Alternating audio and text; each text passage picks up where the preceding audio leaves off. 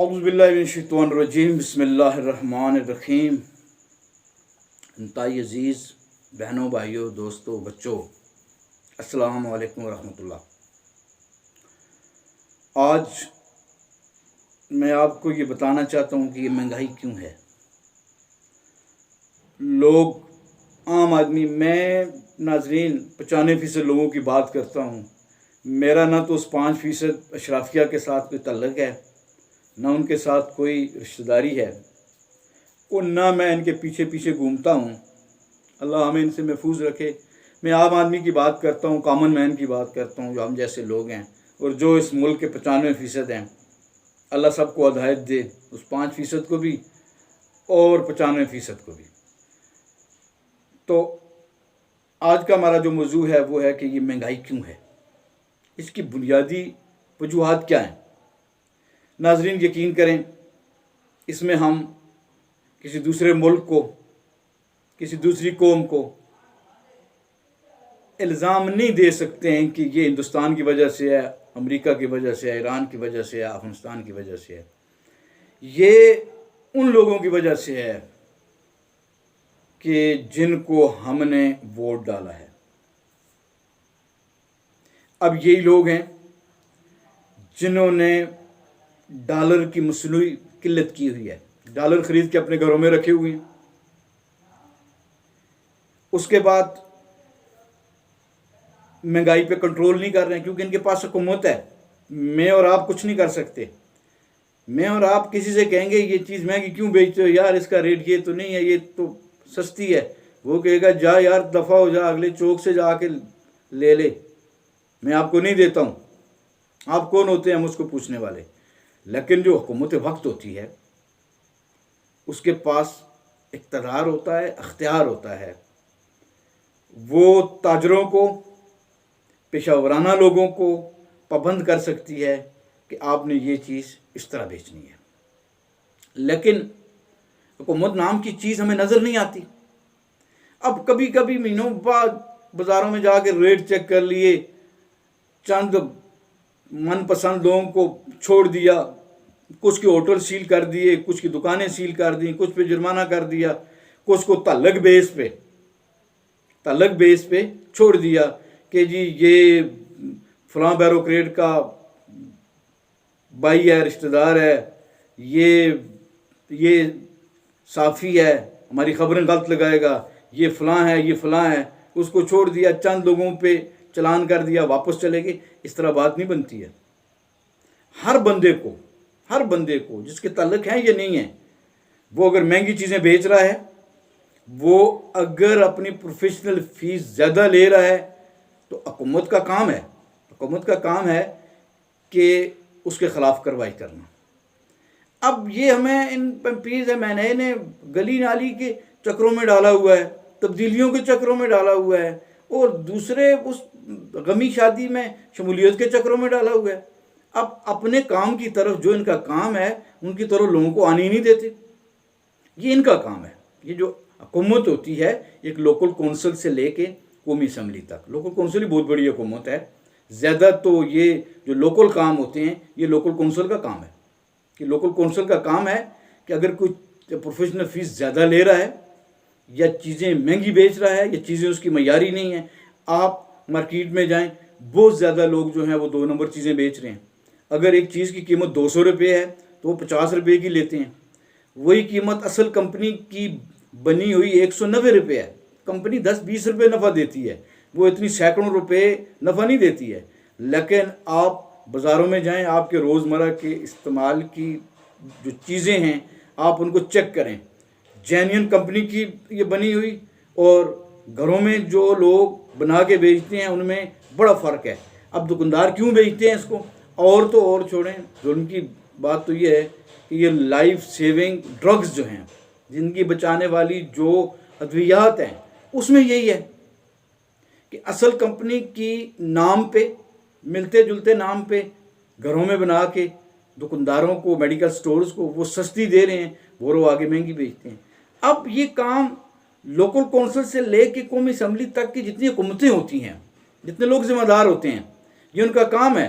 हुकूमत से मुराद ये नहीं, हुकूमत से मुराद है कि बंदा कौंसलर हो, नाज़िम हो, MP और MNA हो। अब ये नहीं है कि वज़ीर-ए-आज़म उसके तलक वाला हो, वज़ीर उसके तलक, नहीं, उसके अपने एरिए में काम है हुकूमत को पाबंद करना।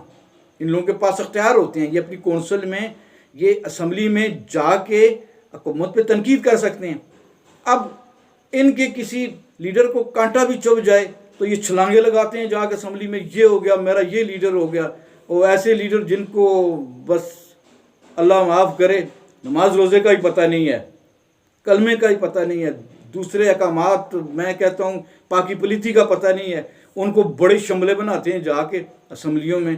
तो क्या ये जो गरीब लोग हैं इन पे जो जुल्म हो रहा है, प्रोफेशनल फीसेस बहुत ज़्यादा इनसे ली जा रही हैं या मसनूई महंगाई की जा रही है, तो क्या ये इसके ख़िलाफ़ असम्बलियों में नहीं बोल सकते?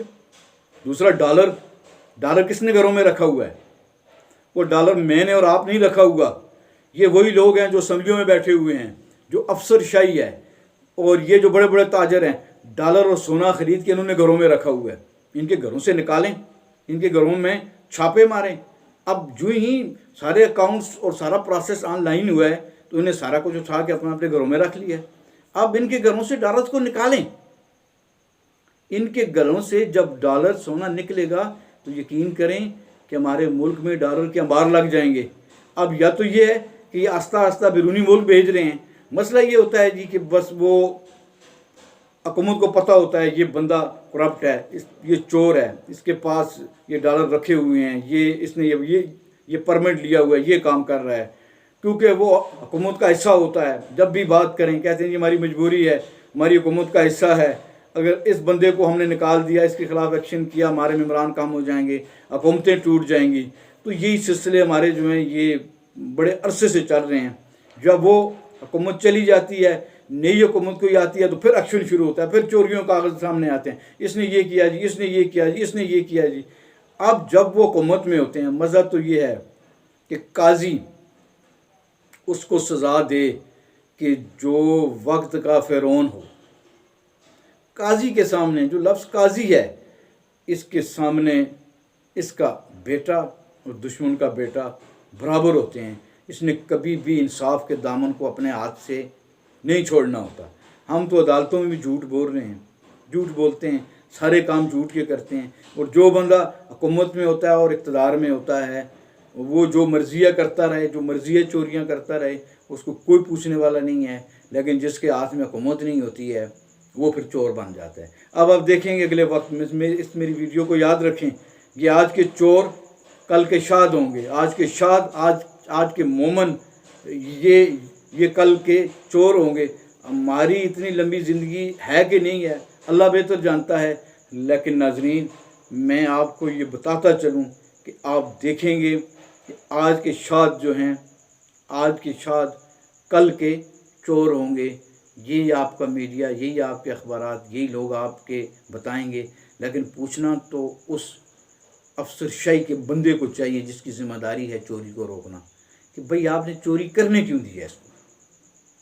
ये अगर वज़ीर-ए-आज़म है, वज़ीर है, इक़्तिदार में है, पावर में है, आप भी पावर में हैं, आपको इस ख़जाने का रखवाला बिठाया गया है, तो आपने इसमें बददियानती क्यों की है।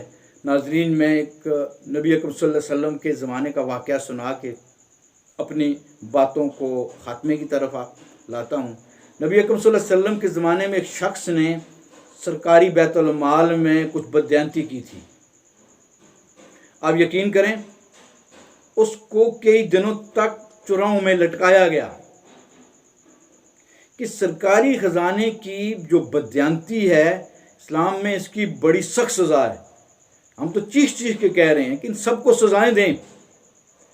एक पटवारी से लेकर चीफ सेक्रेटरी तक ऊपर वाले ओहदेदार हैं, जितनी नौकरशाही है, जितनी ब्यूरोक्रेसी है, इनके आप अकाउंट्स, इनके आप असासाजात चेक करें, इनसे पूछें कि भाई आपकी तनख्वाह इतनी थी, ये आपने कैसे बना लिया।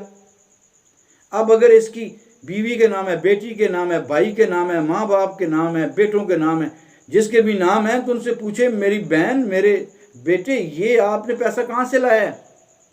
आपने कोई नौकरी या कोई तजारत किया है तो उसका आप रिकॉर्ड लेके आ जाए। आप यकीन करें कि आप ये अफसरशाही के 35-40 हज़ार सैलरी वाले लोग भी करोड़पति हैं। अब इनसे क्यों नहीं पूछते हैं? गरीब लोगों की चमड़ी उधेड़े जा रहे हैं और इनसे आप पूछते ही नहीं हैं कि ये माल आपने ये कहाँ से लाया है।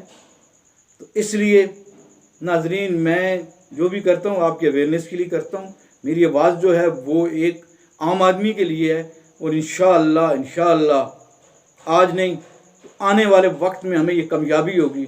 लोग इस 5% अशराफिया ना कहें, माफिया कहें, लोग इस 5% माफिया को और इनके नीचे आने वाले जितने इनके नीचे आने वाले लोग हैं उनके ख़िलाफ़ उठ खड़े होंगे और हुकूमतें मजबूर होंगी इनके ख़िलाफ़ एक्शन किया जाए। वमा अलैना इल्लल बलागुल मुबीन।